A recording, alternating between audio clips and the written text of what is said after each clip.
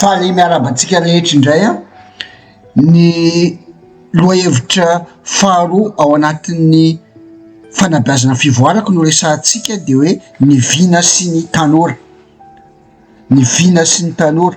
Ka ny fizarana voalohany hojerevantsika ho raisintsika avy hatrany de hoe ny vina sy ny lanjany eo amin'ny fiainan'ny tanora, ny vina sy ny lanjany eo amin'ny fiainan'ny tanora.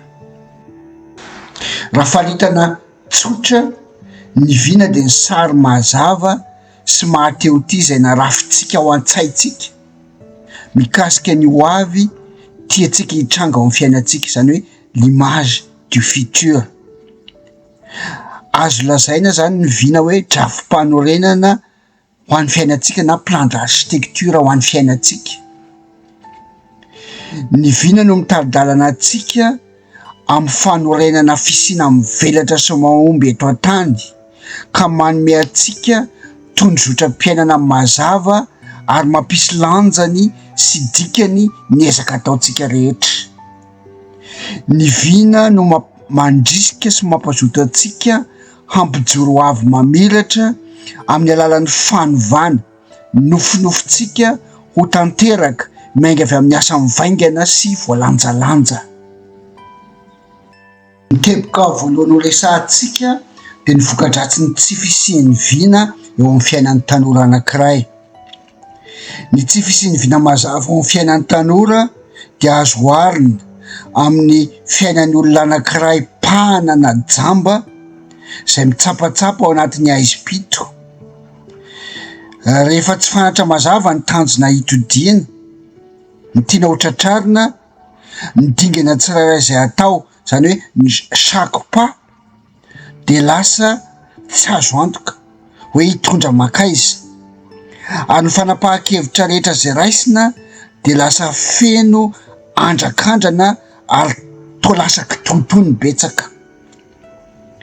Ary toy ny jamba ny olona tsy manana vina dia hisedra sakana maro ary indrisy fa ho verin-dalana sy verin-dalana matetika eo amin'ny fiainany. Ary zany zavatra izany de hisy fiatraikany ratsy eo amin'ny fiainany toy ny tsy filaminan-tsaina, ny tahotra, ny androso sy andray fanapahan-kevitra, ny tsy fahatokisa-tena satria lasa misy faible estime personnel ary ny tsy fahaizana misoroka mialoha ny loza samihafa.